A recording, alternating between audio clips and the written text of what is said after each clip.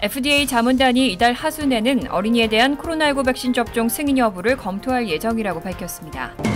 모더나의 코로나19 백신이 화이자 백신보다 심장염 부작용 발생률이 더 높다는 연구 결과가 나왔습니다. 지난 1일부터 뉴욕시에서는 교직원들을 대상으로 코로나19 백신 접종 의무화 조치가 시행됐습니다. 일부 교사들이 연방대법원에 관련 명령을 막아달라고 청원을 제기했지만 즉각 기각됐습니다. 캘리포니아 남부 해상에서 대규모 기름 유출 사고가 발생했습니다. 약 3,000배럴에 달하는 기름이 유출돼 대형 환경 재앙이 우려되고 있습니다. 하원이 처리에 난항을 겪고 있는 바이든 대통령의 인프라 사회복지 예산안 처리 시한을 이달 말로 연기했습니다.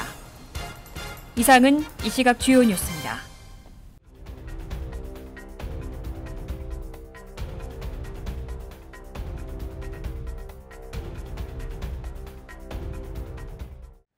시청자 여러분 안녕하십니까? KBN 뉴스입니다. 지난달 학교들이 개학하고 대면 수업이 전면 재개되면서 어린이 코로나19 확산에 대한 우려가 커지고 있는데요. FDA 자문단이 이달 하순에는 어린이에 대한 백신 접종 승인 여부를 검토할 예정이라고 밝혔습니다. FDA는 자문기구인 백신생물의약품 자문위원회가 오는 26일 미 제약사 화이자와 독일 바이오엔텍의 코로나19 백신을 5세에서 11세 아동에게 접종하는 방안을 검토할 예정이라고 밝혔습니다. 현재 화이자 바이오엔텍 백신은 12세 이상에만 접종할 수 있는데 지난달 초중 고등학교가 개학하고 대면 수업이 전면 재개되면서 어린이 코로나19 감염을 둘러싼 우려가 커지고 있습니다. 앞서 화이자와 바이오엔텍은 지난달 28일 FDA에 5세에서 11세 아동에 대한 코로나19 백신의 임상시험 자료를 제출했습니다. 최근 화이자와 바이오엔텍은 5세에서 11세 어린이 2,268명을 대상으로 성인 청소년 기준 투여량의 3분의 1인 10마이크로그램의 백신을 3주 간격으로 2차례 투여한 결과 어린이들에게서도 12세 이상에서만큼 강한 수준의 바이러스 항체가 생성됐다고 발표한 바 있습니다. 한편 백신생물의약품 자문위원회는 화이자 백신의 어린이 접종을 논의하기에 앞서 이달 중순에는 모더나 백신 및 존슨앤존슨 계열사 얀센 백신의 부스터샷 문제를 검토한다고 발표했습니다. 제약사 머크가 앞으로 2주 안으로 코로나19 경구용 치료제에 대한 긴급 사용 승인을 신청할 계획입니다. 이에 대해 앤서니 파우치 박사는 좋은 소식이지만 먹는 치료약이 승인되더라도 백신 접종은 꼭 필요하다고 강조했습니다. 앤서니 파우치 국립알레르기 전염병 연구소 소장은 어제 ABC 방송에 출연해 코로나19 경구용 치료제가 승인되면 백신이 불필요한가라는 질문에 분명히 아니라면서 이제 여러분은 약을 갖고 있다고 말하는 것은 너무나 잘못된 얘기라고 답했습니다. 앞서 지난 1일 제약사 머크앤컴퍼니는 경구용 항바이러스 치료제 몰누피라비르가 경증 또는 중간 증세의 감염 5일 이내 코로나19 환자 775명을 상대로 한 3차 임상시험에서 입원 가능성을 50%가량 낮췄다며 코로나19 치료에 효과적이라고 발표한 바 있습니다. 하지만 파우치 소장은 병원에 가지 않고 죽지 않는 가장 쉬운 방법은 감염되지 않는 것을 잊지 말라며 우리가 약을 가지고 있으니 백신을 맞지 않아도 된다는 그런 생각은 전혀 말이 안 된다고 거듭 강조했습니다. 또 많은 사망자가 백신을 맞았더라면 죽음을 피할 수 있었을 것이라며 병원에 입원하고 사망하는 사람들을 보면 백신 미접종자가 압도적이라고 언급했습니다. 또 CBS 방송에 출연해서는 올해 크리스마스에도 지난해와 마찬가지로 모임을 제한해야 하는지를 묻자 아직 말하긴 너무 이르다면서 감염자 수를 낮추는 데 계속 집중해야 하고 몇 주나 몇 달 앞서서 특정 시기에 뭘 해야 할지 말할 필요가 없다고 밝혔습니다. 학생들에 대한 마스크 착용 의무화를 두고 적지 않은 갈등이 있었는데요. 이제는 백신 접종 의무화 조치를 놓고 주정부들이 또다시 분열 조짐을 보이고 있습니다. 일부 주는 학생들에 대한 백신 의무화 조치를 발표했지만 다른 주는 의무화 가능성을 차단하는 등 백신 의무화 조치를 두고 서로 엇갈린 대응을 하는 주들이 늘고 있습니다. 짐 저스티스 웨스트버지니아 주지사는 어제 CBS에 출연해 캘리포니아주처럼 학생 백신 의무화 조치를 고려하느냐는 질문에 가능성이 없다고 일축했습니다. 저스티스 주지사는 의무화는 우리를 더욱 분열시킬 뿐이라면서 자유를 계속해서 위압하면 안 된다고 본다고 강조하고 다만 아이들 관점에서 볼 때는 백신 접종자가 많을수록 사망자가 더 적어진다는 것을 믿기에 여전히 모든 측면에서 권고할 것이라고 주장했습니다. 백신 접종을 권고는 하겠지만 자유의 권리 측면에서 의무화 조치는 하지 않겠다는 의미입니다.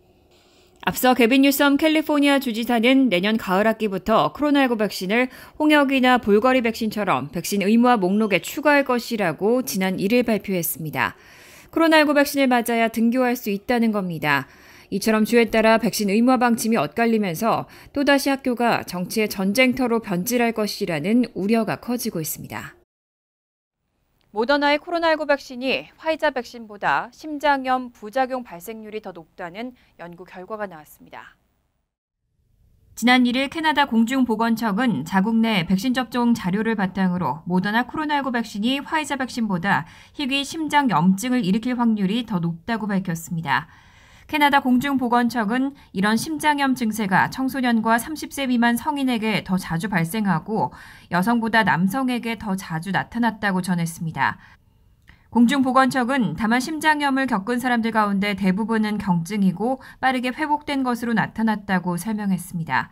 그러면서 심장염을 포함한 심장합병증의 위험은 코로나19 백신 접종 후보다 코로나19에 감염된 후에 더 높게 나타났다고 강조했습니다. 앞서 식품의약청은 지난 6월 화이자와 모더나 코로나19 백신이 드물기는 하지만 심장염 부작용 위험이 있다고 공식 확인한 바 있습니다. 다만 FDA와 유럽의약품청, 세계보건기구는 코로나19 백신의 접종으로 인한 이점이 위험보다 크다고 주장해왔습니다. 존슨앤존슨사가 이번 주 내로 얀센 코로나19 백신에 대한 부스터샷 승인 신청서를 연방 당국에 제출할 계획으로 전해졌습니다. FDA 자문위원회는 각각 14일과 15일 모더나와 얀센 백신의 부스터샷과 관련해 논의를 진행합니다. 오늘 존슨앤존슨사는 자사의 얀센 백신에 대한 부스터샷 접종 승인서를 이번 주 연방규제당국에 제출할 계획이라고 밝혔습니다. 앞서 지난 8월 존슨앤존슨은 코로나19 백신의 부스터샷을 맞으면 항체 수준이 9배 높아지는 것으로 나타났다고 발표한 바 있습니다. 존슨앤존슨은 초기 임상시험 결과 얀센 백신을 접종한 지 6개월이 지난 참가자들에게 부스터샷을 접종했더니 이들의 항체 수준이 최초 접종 뒤 4주 때와 비교해 9배 높았다고 밝혔습니다. 미국에서는 약 1,400만 명이 얀센의 1회 접종 코로나19 백신을 접종한 것으로 추산됩니다. 식품의약국은 지난 1일 전문가들로 구성된 자문위원회가 이번 달 안에 회의를 열고 해당 사안을 논의할 것이라고 발표한 바 있습니다. 자문위원회는 오늘 14일에는 모더나 백신, 15일에는 얀센 백신에 대한 부스터샷 논의를 각각 진행할 예정입니다. 모더나는 지난달 자사 백신에 대한 부스터샷 승인 신청서를 FDA에 제출한 바 있습니다. 앞서 FDA는 지난달 65세 이상 노인층, 18세에서 64세 코로나19 고위험군과 면역 취약층에 대해 화이자 백신 부스터샷 접종을 승인한 바 있습니다. 한편 질병통제예방센터가 발표한 자료에 따르면 지난 1일 기준 미 전역에서는 약 400만 명이 부스터샷 접종을 마친 것으로 집계됐습니다. 지난 1일부터 뉴욕시에서는 교직원들을 대상으로 코로나19 백신 접종 의무화 조치가 시행되는데요. 일부 교사들이 연방대법원에 관련 명령을 막아달라는 청원을 제기했지만 즉각 기각됐습니다. 소니아 소토마요르 연방대법관은 지난 1일 뉴욕 공립학교에 소속된 4명의 교사 및 보조교사들이 시당국의 공립학교 교직원에 대한 백신 의무화 명령을 막아달라며 제출한 청원을 기각했습니다. 이번 기각 결정은 하급법원에서 관련 소송이 진행되는 와중에 나왔습니다. 해당 교사 등은 뉴욕시의 백신 접종 의무화 명령 시한이 임박하자 뉴욕에서 발생하는 긴급 사안을 전담하는 소토마요르 대법관에게 전날 청원서를 제출했습니다. 하지만 소토마요르 대법관은 별다른 언급 없이 청원을 즉각 기각한 것으로 전해졌습니다. 뉴욕 공립학교는 교직원 14만 8천여 명, 학생 100만여 명으로 미국 최대 규모입니다. 드블라주 시장은 지금까지 교육 종사자 90%가 최소 1회를 접종했다고 밝혔습니다. 한편 이번 기각은 학교에 백신 의무화 조치를 막아달라는 요청을 대법원이 거부한 두 번째 사례입니다. 앞서 인디애나 대학교 일부 학생은 지난 8월 백신을 의무화한 학교 요구를 차단해달라고 요청했지만 이주에 대한 긴급 사안을 맡은 에이미 코니 베러 대법관은 이를 기각한 바 있습니다. 캘리포니아 남부 해상에서 대규모 기름 유출 사고가 발생했습니다. 약 3,000배럴에 달하는 기름이 유출되고 벌써 10km가 넘게 기름띠가 형성되면서 대형 환경 재앙이 우려되고 있습니다. 캘리포니아주 오렌지 카운티의 행정 책임자인 카트리나 폴리 감독관은 어제 트위터에 헌팅턴 비치 바닷가에 죽은 새와 물고기들이 떠밀려온 것을 발견하기 시작했다는 글을 올렸습니다. 캘리포니아 남부 해상에서 사고로 유출된 기름의 양은 최소 약 3,000배럴에 달하는 것으로 파악되고 있습니다. 기름띠는 헌팅턴 비치에서 남쪽에 있는 뉴포트 비치까지 약 10.7km에 걸쳐 형성된 것으로 추정됩니다. 폴리 감독관은 아름다운 해변에 타격을 준 대규모 기름 유출이 더 심각해지고 있다며 석유 굴착장치 엘리와 연결된 파이프라인 파열 지점에서 기름이 계속 새고 있다고 통지받았다고 밝혔습니다. 기름이 유출된 지점은 헌팅턴 비치 해안에서 약 8km 떨어진 해상입니다. 문제의 굴착장치는 베타필드로 불리는 해저 유층 위에 1980년 설치된 것으로 채굴된 원유를 가공해 처리해왔습니다. 폴리 감독관은 기름이 텔버트 습지 전체에 스며들었다며 거기에 있는 야생동물에 심각한 타격이 있다고 전했습니다.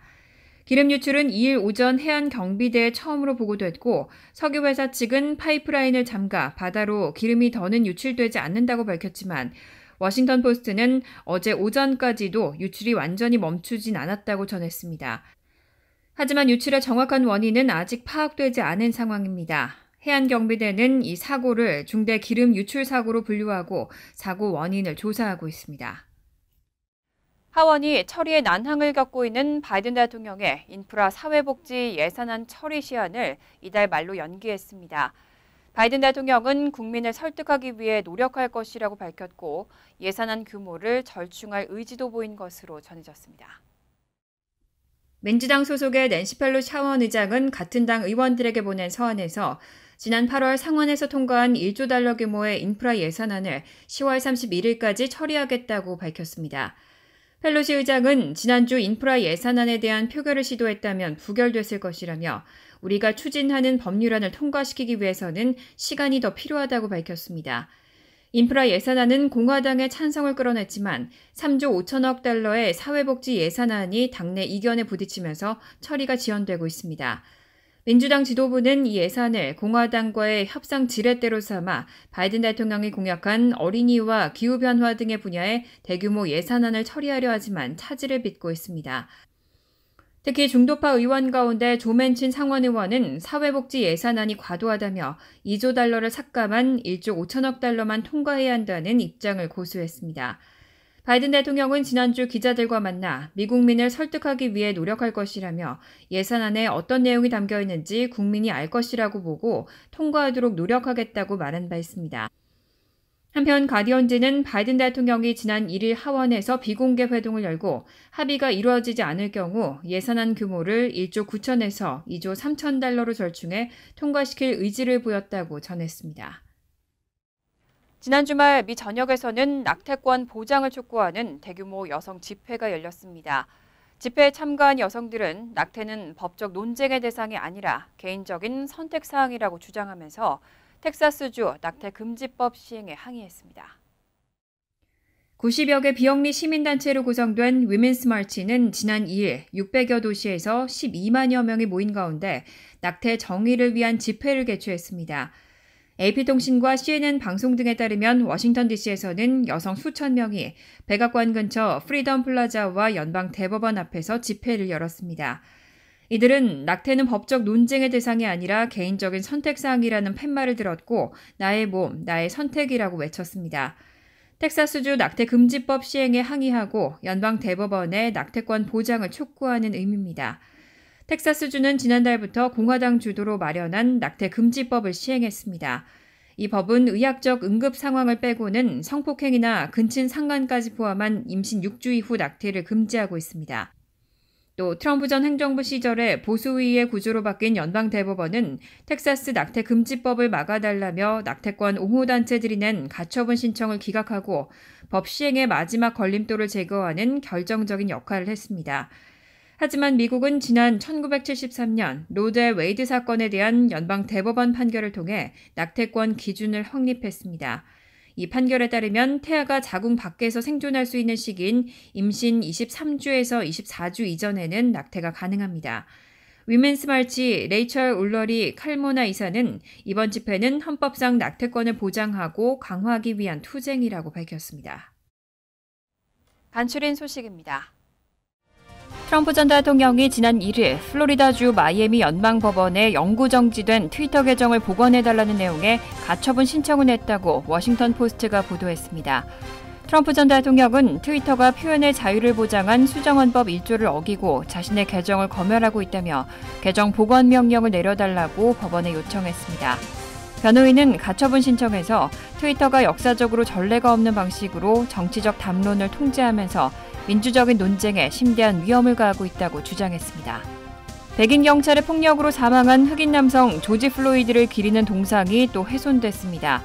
뉴욕 경찰은 어제 맨하튼 유니언 스퀘어에 설치된 조지 플로이드를 기리는 동상이 훼손됐다고 밝혔습니다. 경찰에 따르면 오전 10시께 스케이트보드를 탄 신원 미상의 남성이 동상에 회색 페인트를 끼얹은 뒤 도주하는 모습이 영상에 포착됐습니다. 지난해 5월 미네소타 미니애폴리스에서 백인 경찰의 무릎에 목이 짓눌려 숨진 플로이드를 추모하는 이 동상은 지난 6월 브루클린에 전시됐을 때도 검은색 페인트가 뿌려지고 훼손된 바 있습니다. 뉴욕주가 내일업소에 대한 환기시설 설치 의무화 시행을 6개월 연기했습니다. 뉴욕주는 1일 정부 공식 웹사이트를 통해 환기시설 설치를 2022년 4월 4일까지 6개월 연기한다고 공지했습니다.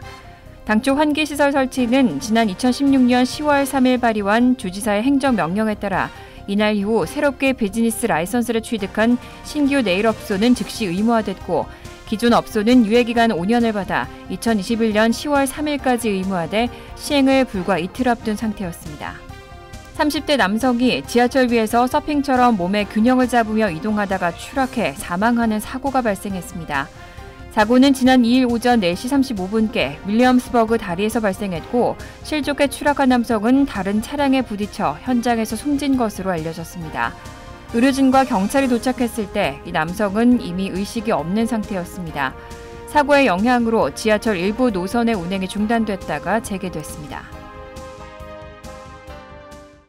환율과 증권 소식입니다.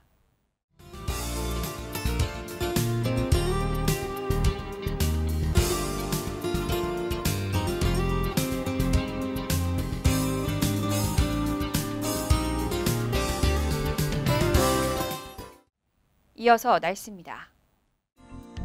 화요일은 흐린 가운데 30% 정도로 소나기 내릴 가능성이 있겠습니다. 낮 최고 기온은 66도, 섭씨 19도, 밤 최저 기온은 56도, 섭씨 13도로 예상됩니다. 수요일은 화창하겠습니다. 목요일 역시 화창하겠습니다. 이상으로 KBN 뉴스를 마칩니다. KBN과 함께 즐거운 저녁 되시기 바랍니다.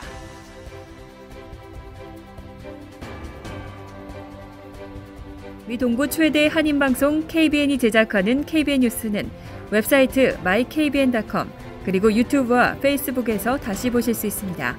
좋아요, 구독, 알림 설정은 뉴스 제작에 큰 도움이 됩니다.